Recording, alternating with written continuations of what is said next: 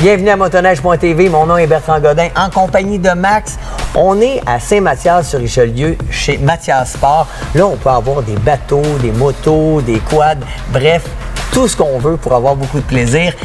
Et cette semaine, on retourne en Gaspésie rencontrer un entrepreneur passionné de motoneige. Oui, avec lui, on s'est aventuré dans les montagnes à motoneige pour trouver plein de petits ingrédients pour finalement faire un produit bien spécial et surtout un produit local. Et on va aller du côté du hors-piste avec la gang des Trenchers. Oui, si vous les connaissez pas, ce sont une gang de passionnés qui font des expéditions dans les montagnes. Ils vont dans l'Ouest canadien, aux États-Unis, au Québec aussi. C'est des vidéastes qui font des super beaux vidéos et avec eux, on trouve des spots paradisiaques pour faire de la motoneige hors-piste. Et tout ça pour le plaisir de nos yeux.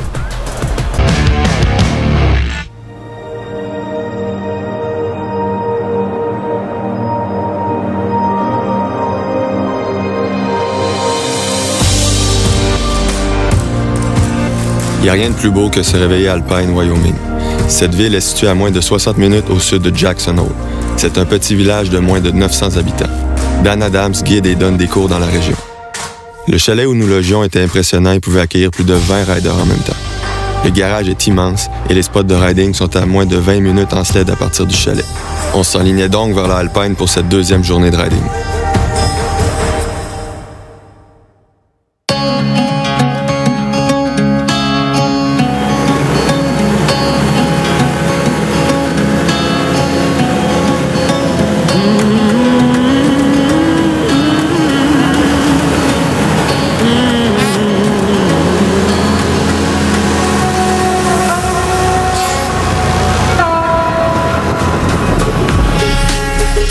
Faire du sled, c'est un paquet d'aventures. Mais là, le sled à Ben a pogné en feu.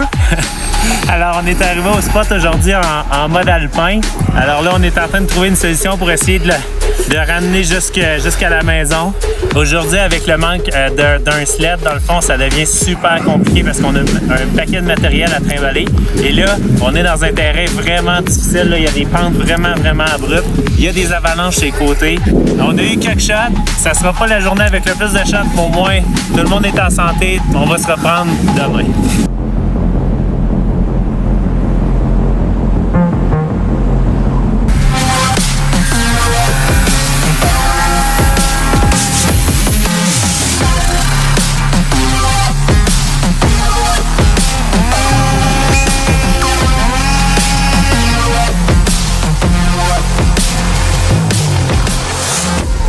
Le Wyoming est certainement un de nos spots de riding préférés jusqu'à maintenant. Il y a un beau mix de spots open et de tree riding. La qualité de la neige n'a rien à envier à l'Ouest canadien. Les routes pour s'y rendre sont rapides et en bon état, ce qui fait en sorte que c'est une destination à considérer pour les gens de l'Est du Canada. Merci encore à Austin McDaniels et Cody Hunt pour nous avoir guidés tout au long de notre séjour. Vous avez acheté une motoneige neuve et vous désirez la protéger valeur à neuf. Mais c'est impossible car c'est un véhicule récréatif. Alors, comment protéger sa motoneige contre la perte de valeur? La réponse, après la pause.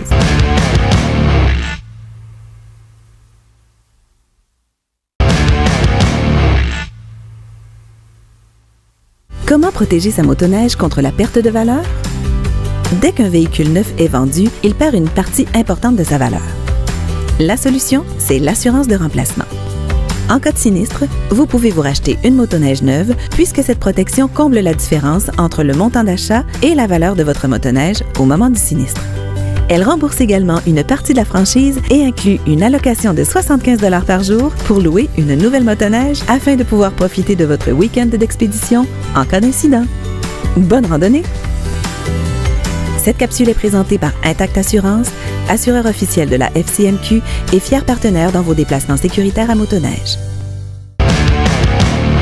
De retour chez Mathias Sport où on va aller découvrir des produits de la gamme CKX et de Polaris avec Jessica Pépin qui va nous présenter un ensemble parfait pour les motoneigistes. On regarde ça. On est avec Jessica qui est gérante de la boutique ici chez Mathias Sport. Jess, t'es une passionnée de sport motorisé? Oui, complètement. Je te le dirais, toutes mes fins de semaine, je suis sur une machine, que ce soit un motocross ou une motoneige. Donc, tu fais du sentier? Je te dirais, moi, je suis un petit peu plus snowcross quand même. Ah ouais? Ouais, faut que ça bouge. OK, donc tu connais ça, la motoneige? Oui, complètement. T'es une experte? On peut dire ça, je pense. Alors là, aujourd'hui, tu vas nous parler de quoi? Aujourd'hui, je vais vous présenter le casque Titan. Personnellement, c'est un coup de cœur parce que c'est un des casques les plus polyvalents sur le marché. Tout d'abord, les gens commencent à le connaître déjà. Il est pas à sa première année. On est dans le premier casque modulaire de type hors-route. Modulaire hors-route. Oui, exactement. Ça fait que quand on arrête, on a juste à ouvrir la mentonnière. On arrive à se parler, à se comprendre, boire une bouteille d'eau sans toujours être en train d'enlever son casque. On aime ça. Oui. Sauf que, également, pour les casques de type hors-route, c'est un des rares à être autant configuré pour le sentier.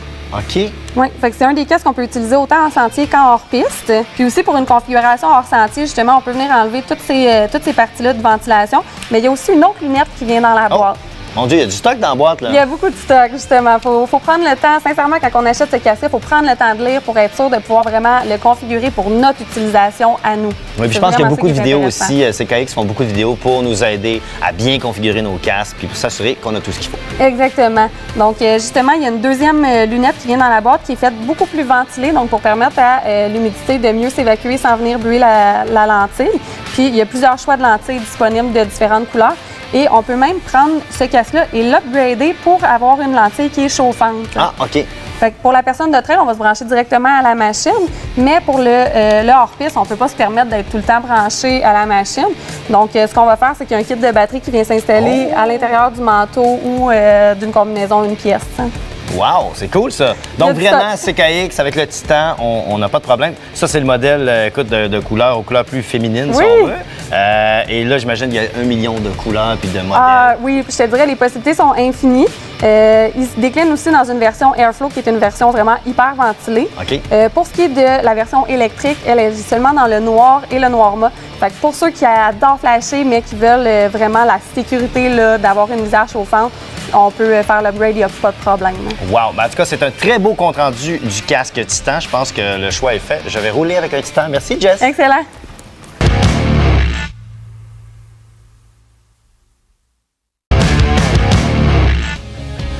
On est chez Comptant Mirabel avec Riel, qui est un expert de motoneige. Riel, peux-tu m'expliquer qu'est-ce que c'est que cette bête-là, le Renegade XRS 2019? Yes, ben tu l'as bien dit, c'est une bête. Le Renegade 900S Turbo, il est amélioré dans le sens que le moteur il était 90 HP à la base, c'est un moteur stock. Ils l'ont déjà passé à 95 HP dans la version normale cette année et dans la version turbo, 150 HP. Et là, ce qu'il faut savoir, c'est qu'ils se sont inspirés quand même de la course carrément pour faire cette motoneige-là. Oui, le XRS à la base, de toute façon, sur même les anciennes générations, c'est tout le temps qu'est-ce qu'on veut, c'est la haute performance. C'est ça. Donc, haute performance de suspension, haute performance d'un moteur. Donc, on y va avec des moteurs sur 900 turbo, 850, 600 RT.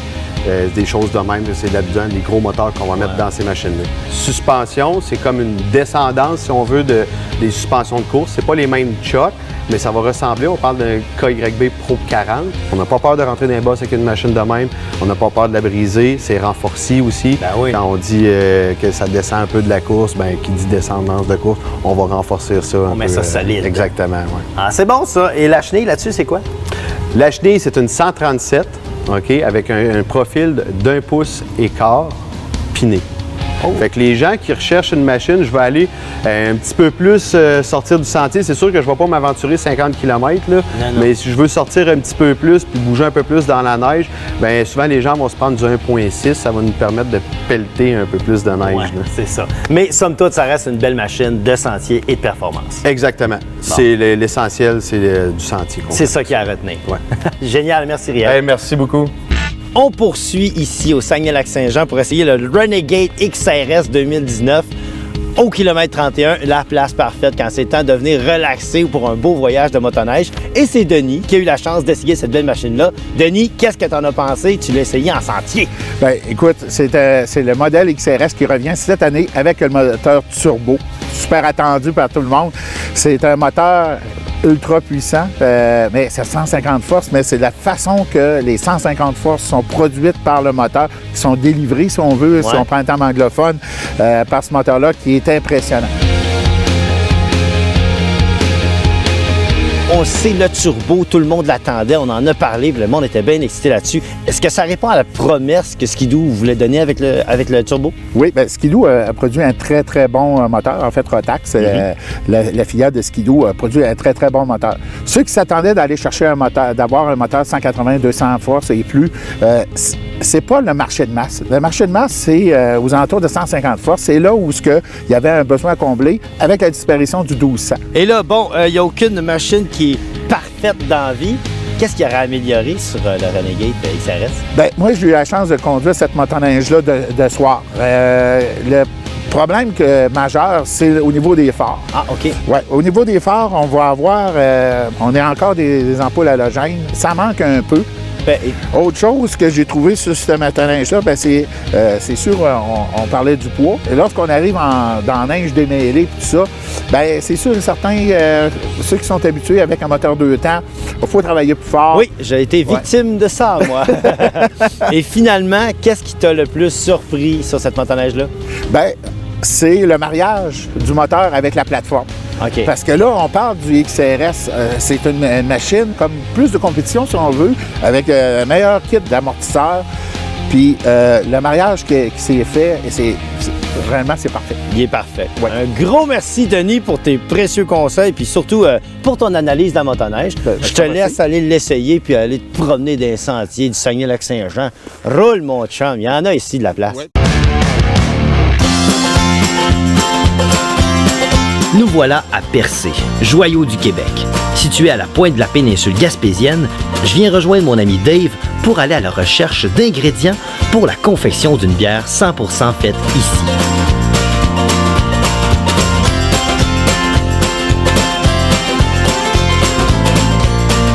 C'est dans ce décor unique qu'on prend la route sur une partie des 3000 km de sentiers qu'offre la Gaspésie.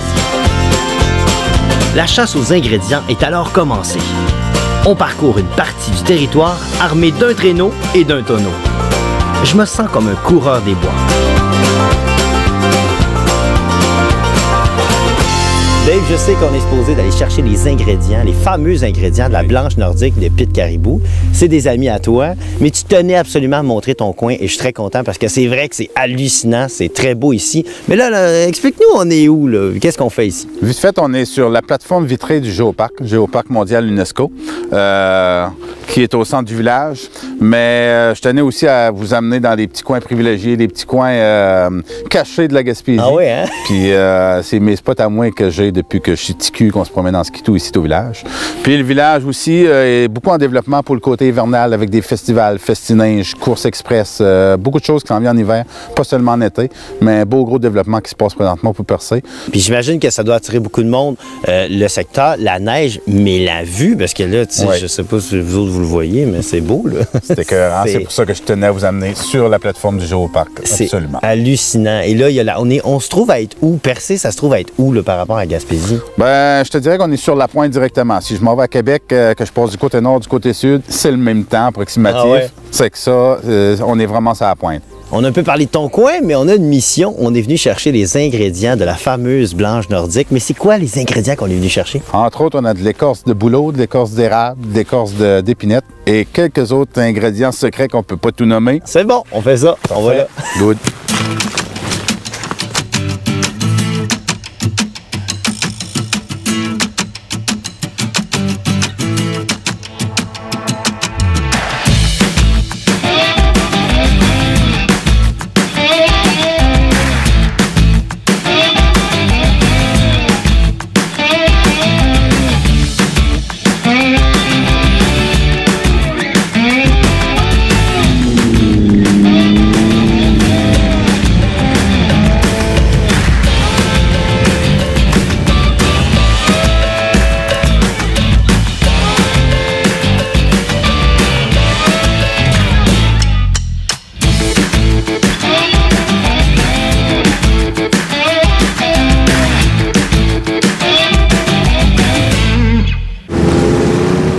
Dave, ton coin est super le fun à faire en motoneige. On se promène entre les arbres, dans la forêt, en montagne. C'est vraiment trippant. Et là, je vois que derrière nous, il y a un petit lac. Alors, j'imagine qu'il y a un rapport avec nos ingrédients.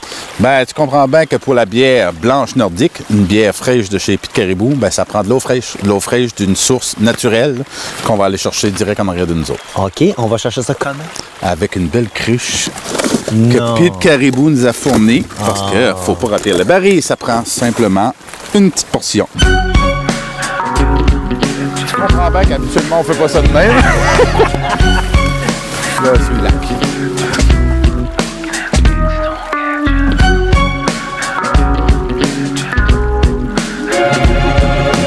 Bon, ben là, ça va être à ton tour, mon Max. OK. À tes risques et périls. Parfait. Pour faire une bonne bière, faut se risquer. OK. Alors, je vais... Parce que moi, c'est ma technique à moi. J'ai pas envie d'enfiler dans l'eau. Il y a de la glace. C'est mieux d'être bonne tablette. Inquiète pas. Pete Caribou, c'est l'État. Quand t'auras les doigts de gelée, faut la remplir. L'eau vient du Gargantua qui filtre à travers les montagnes, qui vient se jeter dans ce lac-ci. On peut pas avoir plus pur que ça, sinon c'est un iceberg. Et c'est parfait. Là, elle est pleine. On s'en va vider ça dans le baril. Ça donne ça? Oui, je parle de ce pas.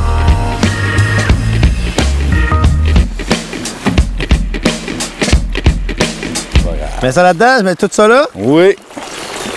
Voilà. Ça va bien. Déjà, ça sent la bière. Et voilà! C'est réglé. Mets ça là-dedans. Yes. Maintenant, la chasse. Ouh! Super outil. Ouais. On s'en va pas boucher.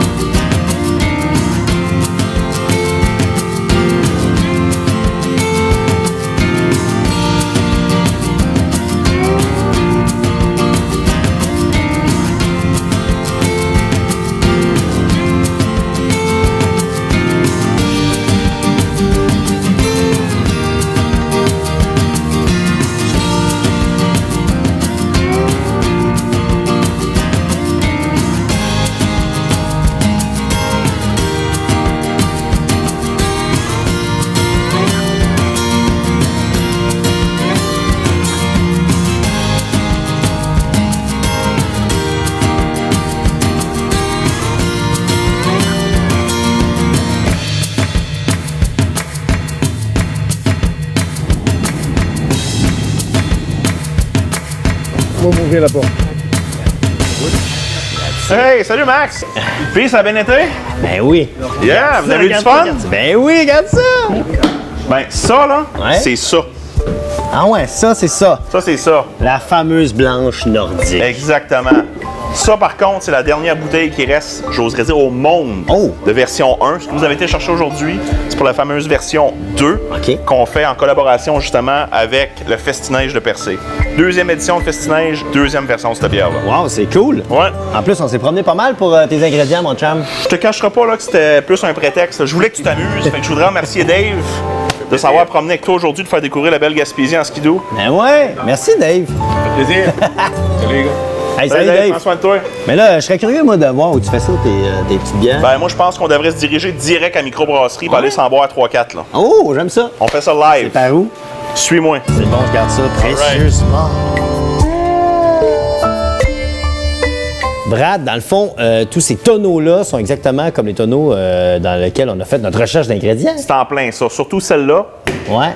Touche ça. Ah, est-ce que ça te ramène dans la nature en skidoo après-midi? C'est la blanche nordique. C'est fou, exactement. C'est en plein ça. Ça se sent. Tu peux le sentir. Tu peux le sentir. C'est débile. Mais bref, ici dedans, tu as un mélange de toutes sortes d'affaires. Dans le fond, ça, on appelle ça un chai. OK. CHAI. C'est vraiment l'endroit où on fait du vieillissement en fût de chêne. Ici, dedans, tu as un paquet de barils. Tu as des barils de cognac, de rhum, de whisky, de vin, de gin. Fait que c'est vraiment ici que la magie se fait. Là. Justement, vous êtes rendu à combien de produits? 5 classiques. Disponible partout au Québec. Fait qu'encore une fois, tu viens de Montréal, Québec, Sept-Îles, Rouyn-Noranda, Chicoutimi.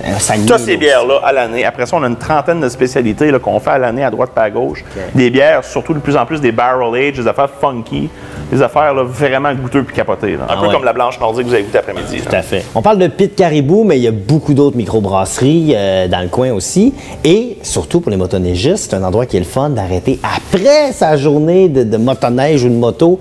Il me semble que ça finit bien une journée, une bonne bière. Ça, c'est sûr. De plus en plus, c'est ce qu'on appelle la route des bières de l'Est du Québec. La route des bières de l'Est du Québec, dans le fond, ça part vraiment d'après Kamouraska, si tu veux, en descendant. Okay. On a commencé il y a quelques années, on était 4-5 micros. Là, on est rendu à, par cœur, je m'en souviens pas, minimum 15-16 certains. Oui, exactement. Que ce soit en motoneige, que ce soit en moto, c'est la place pour venir prendre une bière, c'est la Gaspésie. Donc là, moi, je viens justement de finir ma journée. J'ai fait tout ce que j'avais à faire. J'ai trouvé tes propres ingrédients. Penses-tu que je pourrais en profiter au moins? Ben moi, je pense qu'on devrait aller prendre une bière là. Ça me va. Yeah.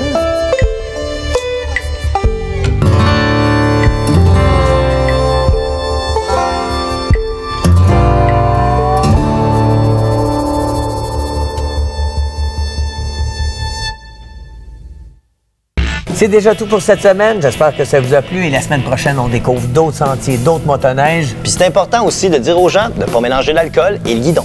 Bonne semaine tout le monde.